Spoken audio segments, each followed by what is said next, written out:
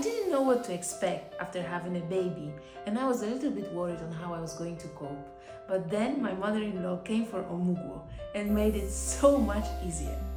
Not only did she come with so much wisdom and experience, but she also came with a little market inside her luggage.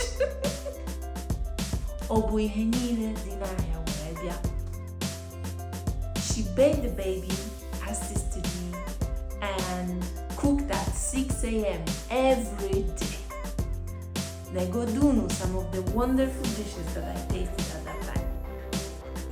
Akam, jimirioku, abacha, ofe akụ, and many more that I do not know how to pronounce yet, but my taste buds were clapping.